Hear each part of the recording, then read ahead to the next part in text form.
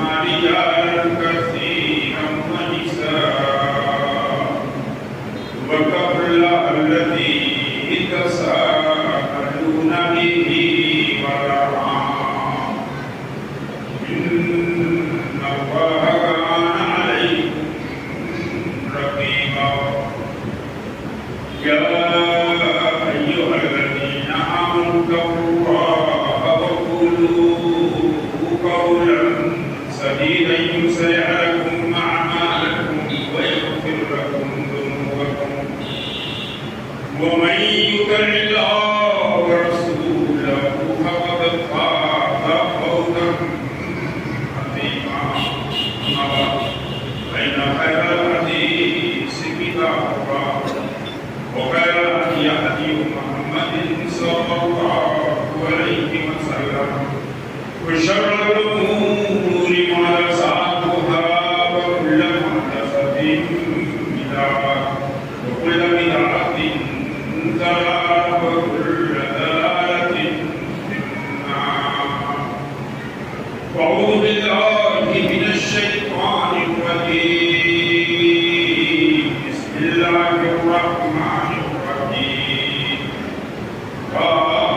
والقرآن المجيد بل عجبوا أن جاءهم منذر فقال الكافرون هذا شيء عجيب أإذا متنا وكنا ترابا ذلك رجل بعيد قال الله تبارك وتعالى في القرآن المجيد ما أتاكم الرسول فخذوه وما نهاكم عنه فانتهوا رب اشرح لي صدري ويسر لي أمري واحلل عقدة من لساني يفقهوا قولي دوستو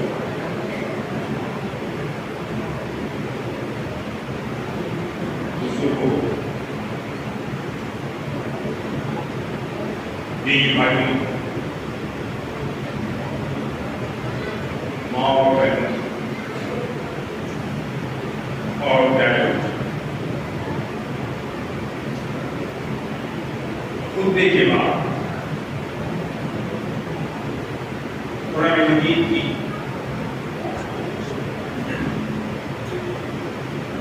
آیت کا ایک چھوٹا سا ٹکڑا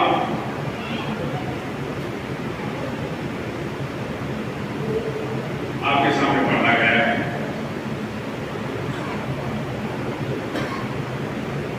قرآن مجید کی آیت کے اس ٹکڑے کو آپ حضرات نے فرمایا کرام کی زبانی کی جلسوں میں ممبر سے محراب سے بارہا سنائی ہو. آیت شریفہ کا سمپل سا ترجمہ ہے ما اتاکم الرسول فخذوه. رسول فدا ہو ابی امی صلی اللہ علیہ وسلم. آپ مسلمانوں جو کچھ دے جو کچھ بتا دیں بس اسے لے لو, بس اس کے عمل کرو. وما نہاکم عنہ, اور جن باتوں سے رسول آپ کو روک دیں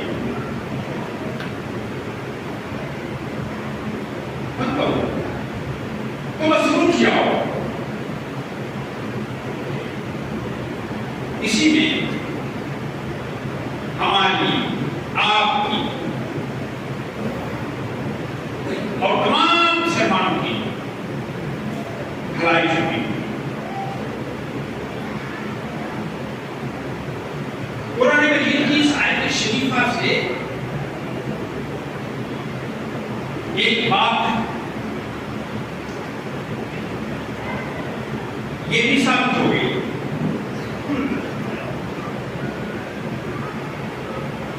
کہ دین نام ہے امر کا، اور دین نام ہے نہیں کا۔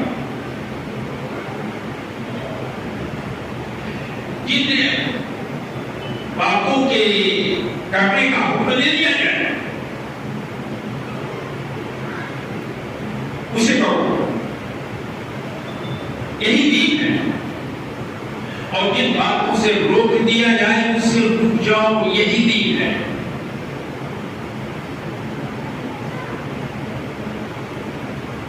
دین کے امر سے، دین کی نہی سے بے نیاز ہو کر، آزاد ہو کر جو لوگ زندگیاں گزارتے ہیں، انہیں اپنے ایمان پر، انہیں اپنے عقیدے پر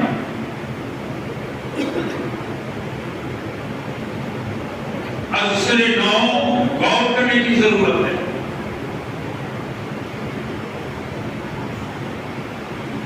مجھے یہ جان کر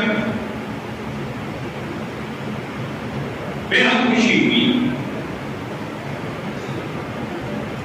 کہ یہاں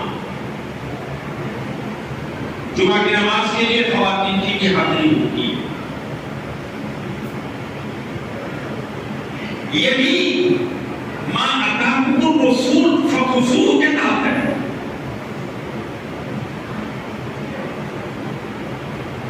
رسول کے عہد میں، رسول کے بعد خلفاء کے عہد میں خواتین جمعہ کے لیے، جماعت کے لیے مسجدوں کے اندر آیا اور جایا کرتی تھی۔ بس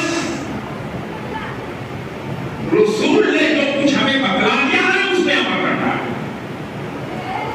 اور اگر رسول نے روک دیا ہوگا تو مسجدوں کے اندر خواتین کے آنے کا سوال نہیں اٹھتا۔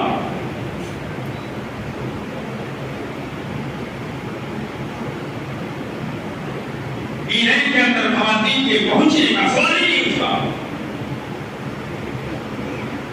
حکم ہے اللہ سبحانہ وتعالی کا، رسول جو کچھ تمہیں دے دے اسے لے لو، رسول نے فرما دیا اس پہ عمل۔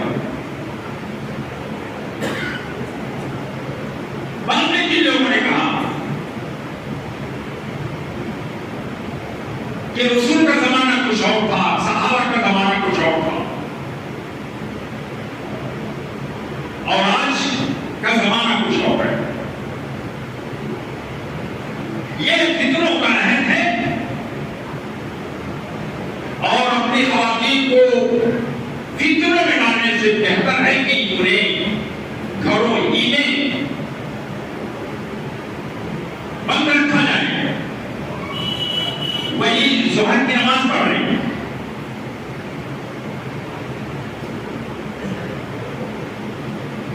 اللہ کا جو قانون ہے، اللہ نے ہمیں جو دستور دیا ہے، وہ قیامت کی شام تک کے لیے وہی جانتا ہے کہ کون سی عورت فتنے میں پڑنے والی ہے اور کون سی عورت ایسی ہے کہ فتنوں کا سایہ بھی اس پر نہیں پڑ سکتا۔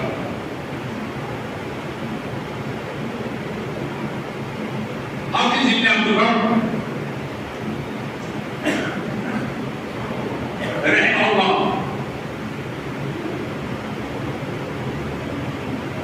کا نام آپ حضرات نے سنا ہوگا، ایک مشہور کتاب ہے جامع بیانی، حضرت علقمہ کی سند سے انہوں نے ایک روایت کیا، آپ بھی سنیں اور میری مائیں اور بہنیں تو بطور خاص سنیں۔ حضرت عبداللہ ابن مسعود رضی اللہ تعالی عنہ راوی ہیں، کہتے ہیں کہ اللہ کے رسول صلی اللہ علیہ وآلہ وسلم نے ارشاد فرمایا لعن اللہ الواشمہ والمستوشمہ، اللہ کی لعنت ہے، اللہ کی پھٹکار ہے، اللہ کا غیظ ہے، اللہ کا غضب ہے اس عورت کے لیے جو اپنے ہاتھوں میں گھٹنا بلوائے، ہاتھوں ہی میں نہیں جس میں کہ کسی حصے میں جو گھٹنا بلوائے اس کے اللہ کی لعنت۔ والمستوشمہ، گھٹنا گھوٹنے والی، گھٹنا گھٹوانے والی، دونوں پر اللہ کی لعنت۔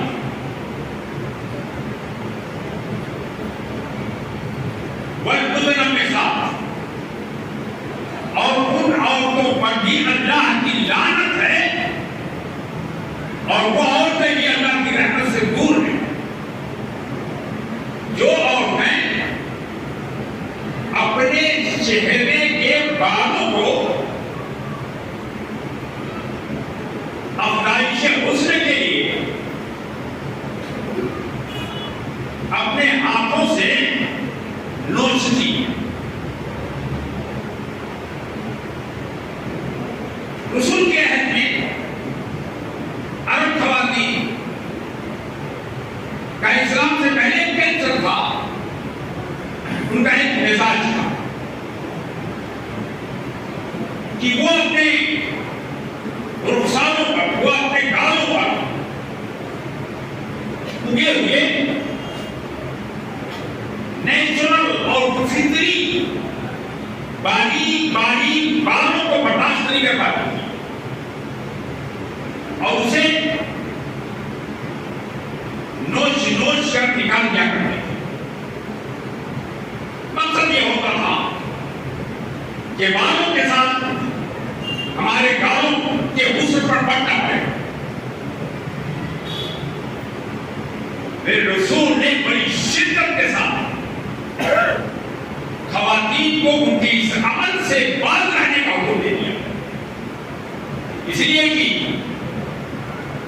خواتین یہ معیار حسن نہیں جانتی، خواتین کے حسن کا جو معیار ہے وہ مرد متعین کرے گا،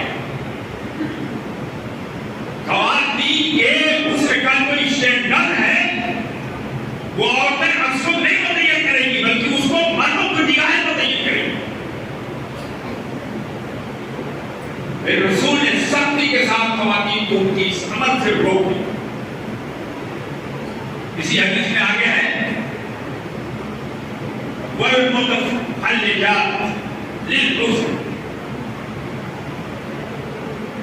ان عورتوں پہ بھی اللہ کی لعنت ہے، ان عورتوں پہ بھی اللہ کی پھٹکار ہے، اور وہ عورتیں بھی اللہ کی رحمت سے دور ہیں۔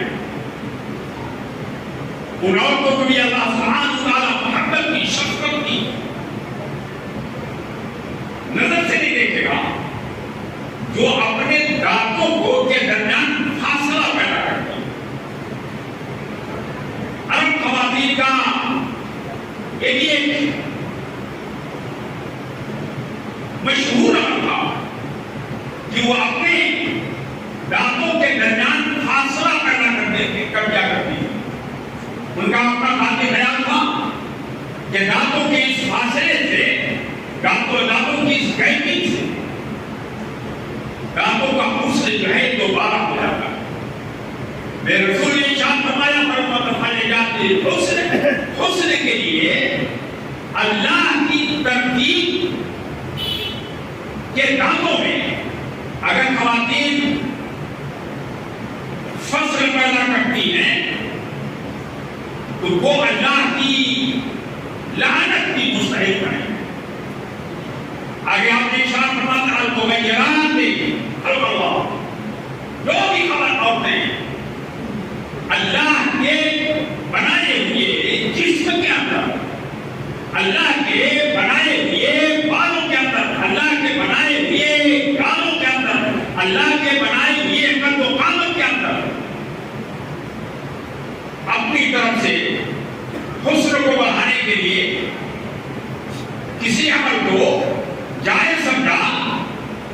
تو انہیں اپنے کانوں کے پردوں کو ہٹا کر کے سن لینا چاہیے کیونکہ اللہ کی جان ہے۔ حضرت عبداللہ ابن مسعود کی اس حدیث کو قبیلے بنو اسد کی ایک خاتون نے سنا، ان کا نام تھا ام یعقوب۔ ام یعقوب حجاب اور نقاب کے ساتھ حضرت عبداللہ ابن مسعود کی خدمت میں پہنچ گئی۔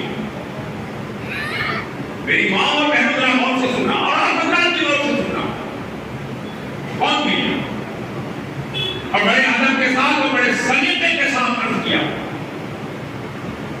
کہ جناب والا، آپ نے ابھی ابھی رسول کی جو حدیث بیان فرمائی ہے اور رسول کا جو حکم بیان فرمایا ہے، ہم نے قرآن مجید کو سورہ فاتحہ سے لے کر کے سورہ ناس تک پڑھا ہے۔ ما بین اللوحین ما بین الطرفین، جو کچھ بھی قرآن مجید ہے میں نے اس کو شروع سے لے کر کے آخر تک پڑھا ہے۔ لیکن آپ نے جو ابھی بیان کیا ہے اس کو تو قرآن مجید کے اندر میں کہیں نہیں پڑھ سکی، یہ کہاں سے آپ نے بیان کر دیا؟ یہی ایک بات رک کر کے میں اپنی ماں سے بیان کرنا چاہتا ہوں، اور یہی ایک بات رک کر کے میں آپ حضرات سے یہ کرنا چاہتا ہوں کہ حضرات علماء کرام چاہے وہ کسی بھی مکتبہ فکر کے ہو، چاہے وہ کسی بھی خیال کے ہو، چاہے وہ کسی بھی مسلک ہو، چاہے وہ کسی بھی مشرق کے ہو، انہیں یہ بات کی ہماری نظر میں کوئی قدر و قیمت نہیں ہے۔ دراصل قدر و قیمت ہے اس بات کی جس بات کو وہ قرآن اور حدیث کے حوالے سے بیان کرتے ہیں، جس بات کو وہ کتاب و سنت کے واسطے سے بیان کرتے ہیں۔ دراصل اہمیت اس بات کی کتاب و سنت کے نام پر حضرات علماء کرام ہمارے سامنے جو کچھ بھی رکھنے ضروری نہیں کہ ہم آنکھ بند کر کے اسے مان لیں۔ اگر بات دلوں کو کھٹکتی ہے، اگر بات آپ کی فطرت سے متصادم ہے، اگر بات دین کے مسلمہ اصول کے خلاف ہے، تو آپ کی ذمہ داری بنتی ہے کہ حضرات علماء کرام سے پوچھیں کہ یہ بات جو آپ نے بیان فرمائی ہے اس کا مرجع کیا ہے، اس کا مقصد کیا ہے، اس کا مقصد کیا ہے، آپ نے یہ بات کہاں سے لے کے بیان کی ہے، حوالے کی ضرورت ہے، حوالہ پیش فرمائیں۔ میری ماں اور بہنوں، آپ گھروں میں رہتی ہیں اور آپ میں سے کم ہی خوش نصیب ہیں جنہیں مسجدوں کے اندر جمعہ کے دن اور جلسوں میں جا کر حضرات علماء کرام کے بیانات کو سننے کا موقع نصیب ہوتا ہے۔ آپ سے آپ کے پاس اور پڑوس کی عورتیں، آپ سے آپ کے پاس اور پڑوس کے لوگ دین کا نام دے کر جو کچھ بیان کر دیتے ہیں، آپ آنکھ بند کر کے اسے دین مان لیتی ہیں، آپ کا یہ رویہ غلط ہے۔ حضرت ام یعقوب نے حضرت عبداللہ ابن مسعود سے بکمال ادب پوچھا کہ آپ نے جن عورتوں پر لعنت کی بات رسول کے حوالے سے کی ہے، اللہ کی کتاب کے اندر بھی یہ کہیں نہیں کی۔ حضرت عبداللہ ابن مسعود نے ارشاد فرمایا کہ تم نے قرآن مجید میں یہ آیت شریفہ پڑھی ہے، وَمَا أَتَاكُمُ الرَّسُولُ فَخُذُوهُ، کہ رسول جو تمہیں دے دے اسے لے لو، وَمَا نَهَاكُمْ عَنْهُ فَانْتَهُوا، اور رسول تم کو جس چیز سے روک دے اسے ہٹاؤ۔ ام یعقوب نے کہا بے شک میں نے اللہ کی کتاب کی آیت شریفہ کو ایک مرتبہ نہیں برباد کو برباد پڑھا۔ حضرت عبداللہ ابن مسعود نے فرمایا کہ جب قرآن مجید کی اس آیت کو قرآن مجید کے اندر نے بارہا پڑھا ہے اس آیت شریفہ کا معنی خود ہی سمجھا ہوگا کہ رسول تمہیں جو دے دے اسے لے لو، جس چیز سے روک دے اسے اٹھاؤ. تو رسول نے گھٹنا کھودنے سے، گھٹنا کھودوانے سے، رخسار کے بالوں کو نوچنے سے اور دانتوں کے درمیان گہری سے منع فرمایا ہے، روکا ہے. تو وہ بات میرے رسول کی ہے، لیکن وہ بات قرآن مجید ہی کی مانی جائے گی، وہ بات قرآن مجید ہی کی تسلیم کی جائے گی. اور قرآن مجید اور رسول کی حدیث کی اس بات سے سرے ہوئے انحراف یہ جائز نہیں ہے، بلکہ یہ ناجائز. اب یہ ہے جو میں آپ کو مطمئن دے. اور میری مائیں اور بہنیں اتنی سادہ لوگ ہیں کہ جو بھی جہاں سے بھی آئے، جو کچھ بیان کرتے، بس آنکھ بند کر کے اس کو دین کا نام، دین کے نام سے قبول کر لیا کرتے. غلط ہے ہمارا اور آپ کا یہ رویہ. میری ماں اور بہنوں کو حساس ہونے کی ضرورت ہے. میری ماں اور بہنوں کو جانو چوبند رہنے کی ضرورت ہے. ہر چیز دین کا حصہ نہیں بن سکتی.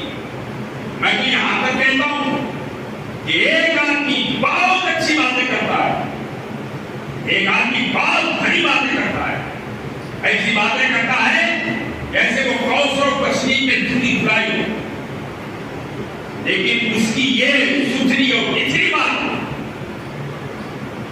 میرے رسول کہ کسی ارشاد کا درجہ نہیں پا سکتی، بلکہ میرے رسول کا ارشاد تو وہی ہے جو آپ کے چہرے مبارک سے اور آپ کے ہوٹوں کو چھوتے ہوئے نکلا.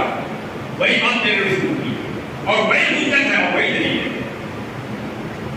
میں یعقوب نے کہا نہیں یار سن، میں جہاں تک سمجھتی ہوں کہ آپ کے گھر میں آپ کی بیوی بھی یہ کام کرتی ہوگی جن کاموں پر آپ نے اللہ کے رسول کی اور اللہ کی لعنت کی بات کہی ہے. حضرت عبداللہ ابن مسعود کو طیش آ گئے. میری ماں اور بہنوں، میں یعقوب کی جرات کو سلام کرتا ہوں اور میری یہ خواہش ہے کہ میری قوم کی مائیں اور بہنیں دین کے حوالے سے اپنے اندر اسی حساسیت کو اور اپنے اندر اسی جرات کو پیدا کریں. تو یعقوب نے کہا انی لاحظن بے شک میں سمجھتی ہوں کہ آپ کی بیوی بھی یہی سارے کام کرتی ہوگی. وہاں اس کو نہ سنا کر یہاں ہم اور کو گھسنا ہے. یہ چیلنج تھا عبداللہ بن مسعود کے لیے، یہ چیلنج تھا عبداللہ بن مسعود کی سفاہت کے لیے، اور یہ چیلنج تھا عبداللہ بن مسعود کے اعتبار کے لیے. عبداللہ بن مسعود نے کہا فَذْهَبِي وَانْظُرِي، اسی وقت تم میرے گھر کے اندر جاؤ اور دیکھو میری عورت کیا ان اعمال صحیحہ کا انتخاب کرتی ہے.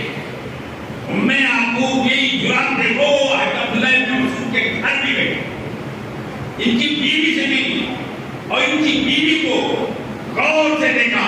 تو عبداللہ بن مسعود نے رسول کی ان ممانعتوں کو اپنی بیوی کے اندر نہیں پایا.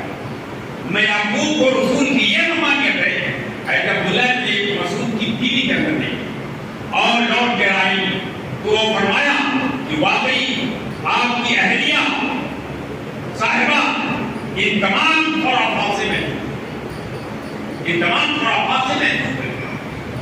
حضرت عبداللہ بن مسعود نے فرمایا کہ رب کعبہ کی قسم کھا کے کہتا ہوں اگر میری بیوی، اگر میری شریک حیات ان ممنوعہ چیزوں میں سے کسی بھی چیز کا انتخاب کرتی تو لم نجامعہا بالبیت، تو میں اس کے ساتھ گھر میں نہیں رہتا، میں اس کے ساتھ گھر میں نہیں رہتا. حضرت عبداللہ ابن مسعود کی اس روایت کے اندر تو بس اتنا ہے، لیکن ایک دوسری روایت کے اندر الواصلات کا بھی لفظ آیا ہوا ہے، وہ بھی روایت صحیح ہے کہ اللہ کی لعنت ہے ان عورتوں پر بھی جن کے بال چھوٹے ہوتے ہیں تو اپنے بالوں کو بڑا کرنے کے لیے بازار سے بلکہ بازار غسل سے بالوں کو خرید کے لاتی ہیں اور اپنے بالوں میں لگا کر کے اپنے بالوں کو بڑا کرتی ہے، وہ بھی شریعت کی زبان میں مرہونہ ہے۔ میری ماں اور میری بہنوں، دین پر عمل یہ بہت ہی آسان ہے، دین پر عمل بہت ہی سمپل ہے۔ اللہ سبحانہ وتعالیٰ نے قرآن مجید میں ارشاد فرمایا وَلَقَدْ خَلَقْنَا الْإِنسَانَ فِي أَحْسَنِ تَقْوِيمٍ، ہم نے انسان کو بہترین شکل، بہترین صورت، بہترین بہترین نقشے پر پیدا کیا ہے۔ کائنات کا کوئی بھی انجینئر اتنے خوبصورت ناک اور نقشے کی کوئی چیز نہیں پیدا کرتا۔ تو اللہ سبحانہ وتعالیٰ نے ہماری تخلیق پر اپنی قدرت کاملہ کو ایک طریقے سے مکمل کر دیا ہے، اور پھر ہم اللہ کی تخلیق اور اللہ کے کارخانے اور اللہ کی دی گئی چیزوں میں اگر عیب نکالتے تو ظاہر ہے کہ شریعت کا نازل مزاج ہمارے اور آپ کی اس عمل کو قبول کرنے کے لیے تیار ہے۔ اللہ کی لعنت ہے اس عورت پہ جو چہرے کے بالوں کو اکھاڑ دیا کرتی ہے غسل کی، میان کی غیرت سے، میان کی مروت اور آپ کی شرافت سے میں آپ کی دین فہمی سے پوچھنا چاہتا ہوں کہ اگر عورتوں کو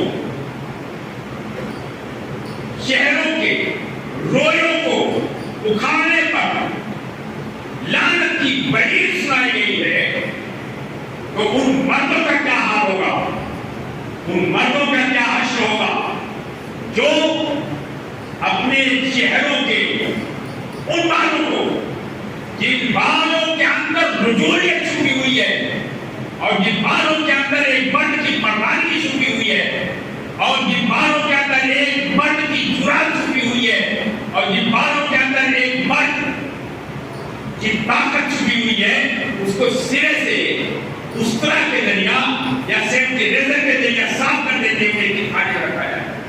اس کو ماں تاکہ رسول ہمیں جو بھی دے دے ہمیں اس کو لے لینا چاہیے۔ رسول نے ہمیں ایک چہرہ بھی دیا ہے، رسول نے ہمیں ایک چہرہ بھی دیا ہے، کیا ہم نے رسول کے دیے ہوئے چہرے کو اپنانے کی کبھی کوشش کی ہے؟ نہیں۔ جو لوگ رسول کی سنت کی اتباع کی بات کرتے ہیں، جو لوگ رسول کی سنت کی پیروی کی بات کرتے ہیں، اگر ہم ان کی پرسنل لائف میں اتر کر کے ان کو دیکھیں تو ان کے چہرے رسول کے دیے ہوئے چہرے ہی سے بیٹھے ہیں۔ میرے دوستوں، یہ آپ کی غلط فہمی ہے، یہ آپ کی غلط فہمی ہے اور یہ آپ کی احساس کمتری ہے جو آپ نے حسن کو بغیر داڑھی کے چہرے کے اندر دیکھنے کی کوشش کی ہے۔ دراصل عورتوں کے چہرے پہ جو بال نہیں نکلتے اور مردوں کے چہرے پر جو بال نکلتے ہیں، مشیت نے دونوں کی اس تخلیق کے اندر واضح فرق رکھا ہے تاکہ مرد رہیں اور عورتیں رہیں۔ میرے دوستو، رسول نے ہم کو جو چہرہ دیا ہے ہمیں اس چہرے کو اپنانے کی ضرورت ہے۔ وقت ختم ہو گیا، پھر کبھی انشاءاللہ تعالیٰ اس حوالے سے آپ کے سے گفتگو ہوگی۔ پہلی بات یہ ہے کہ ہم تمام مسلمانوں کو اپنے ملک فلسطینی بھائیوں کے لیے دل کی زبان سے اور دل کے خلوص سے اور دل کی گہرائی کے ساتھ دعا کرنے کی ضرورت ہے کہ اللہ انہیں اسرائیل کی جارحیت اور اسرائیل کے ظلم اور ستم سے محفوظ رکھے، ظالم کا ہاتھ پکڑ لے اور مظلوموں کی دستگیری فرمائے۔